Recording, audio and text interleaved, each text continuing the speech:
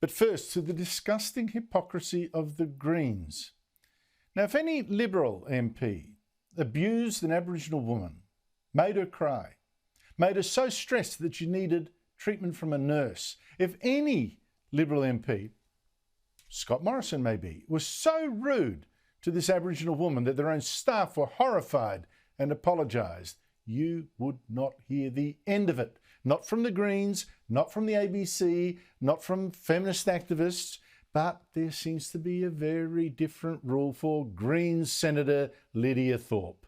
Probably the rudest, nastiest, the most abusive politician in federal parliament. And the question now is why Greens leader Adam Bandt says nothing.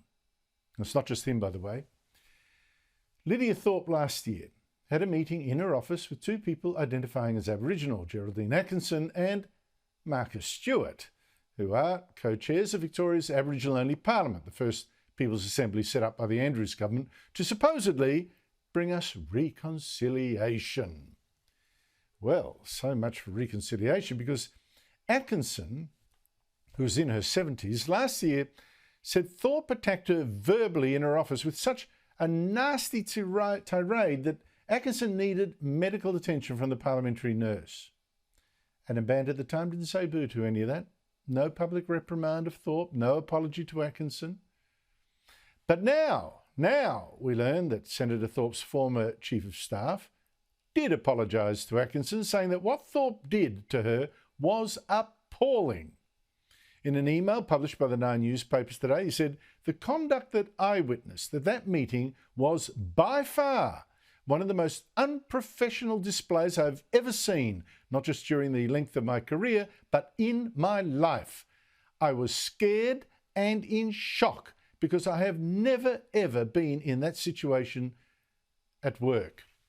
Now again, can you imagine if the Chief of Staff of a Liberal frontbencher wrote that about their own boss?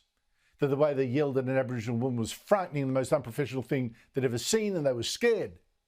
Do you think Greens leader Adam Bandt would stay silent? Or would he make a meal of that? Racist, racist. But you know, there's something about the left. It's tribal. And tribal people tend to put their side above their principles. They are hypocrites.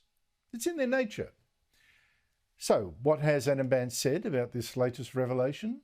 Well, effectively, nothing at all. His spokesman just said, well, following correspondence from the First People's Assembly of Victoria, Mr. Bandt spoke with Senator Lydia Thorpe about the June 2021 meeting. What Bandt said to Thorpe? We're not told. There can't be much, because she certainly didn't then publicly apologise for her bullying. And it's not just Bandt, you know, who's sweeping this under the carpet. Here's Greens Senator Barbara Pocock today, trying to play it all down. You know, turning this story of Thorpe, a Greens frontbencher, abusing an Aboriginal woman, into a minor issue about a staff member there being upset. Has this been properly investigated by the Greens? I won't comment on the individual case, on any individual worker and their situation, but I'm very confident the Greens have got very strong processes in place. We've learned a lot, all of us in Parliament, in this building, about how we need robust processes where things go off the rail or where a worker feels that they need some support, and that's what we have really worked hard at. It's not an issue that concerns me directly. Again, just imagine if it were me yelling over an Aboriginal woman, and so much and so nastily that she needed medical treatment. I mean, I'd never do any such thing, you know that. But if I had done that, do you think that Pocock would say, oh, that's not an issue that concerns me? No, I'm sure we've got processes. I mean, what an utter hypocrite. But there is now something more important here than the double standards of the Greens. It's about the wider culture of the Greens and why this party has such low standards that it does keep Lydia Thorpe as its justice spokesman. Justice? Now, the Greens have this image, you know, of being the most moral party, cuddly, cuddly, cuddly. In fact, it's secretive and it has plenty of its own scandals and feuds. For instance, a former Greens leader in Victoria was accused of marginalising his female staffers and referring to women in the workplace as fat, hairy lesbians, power pussies and hairy-legged feminists. He said to that matter, settle that confidentially. And then in 2018, 18 Greens volunteers laid an internal complaint against a veteran Greens candidate, accusing her of intimidation and bullying. She denied it. In New South Wales, Greens MP Jenny Longs used parliamentary privilege to accuse fellow Greens MP Jeremy Buckingham of an act of sexual violence. Well, he denies that, said an independent investigation found insufficient evidence. But with Thorpe, with Lydia Thorpe, I think we've reached peak Green bullying, abuse and intimidation. And this time it's not in the shadows where it can be hidden or denied. We don't have a clear view who's right. A lot of her action is out in the open, like Thorpe abusing police officers at a protest, many of them women. You are the criminals! You are the only criminals on this land!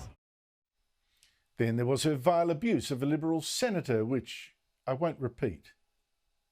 But Senator Thorpe just made the most outrageous statement directed at Senator Hughes, which you probably didn't hear.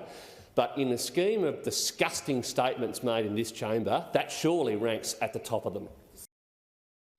Then there's Thorpe's tweet when protesters, most Aboriginal, burned the doors of the old Parliament House. Thorpe, who identifies as Aboriginal herself despite her white father, tweeted, "Seems like the colonial system is burning down. Happy New Year, everyone," she gloated. And then there's her mockery of the Queen. That I will be faithful and I bear true allegiance to the colonising Her Majesty Queen Elizabeth. And don't forget Thorpe's promotion of inflammatory falsehoods, falsely accusing prison warders, for instance, of committing genocide of Aborigines in jail, of killing them, falsely accusing Australians of having buried Aboriginal children in sand and holding competitions to kick off their heads, even holding the Queen responsible.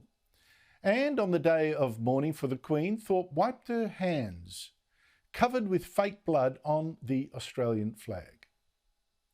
Now, Lydia Thorpe is a poisonous influence in our Parliament. I can't be the only one that believes that.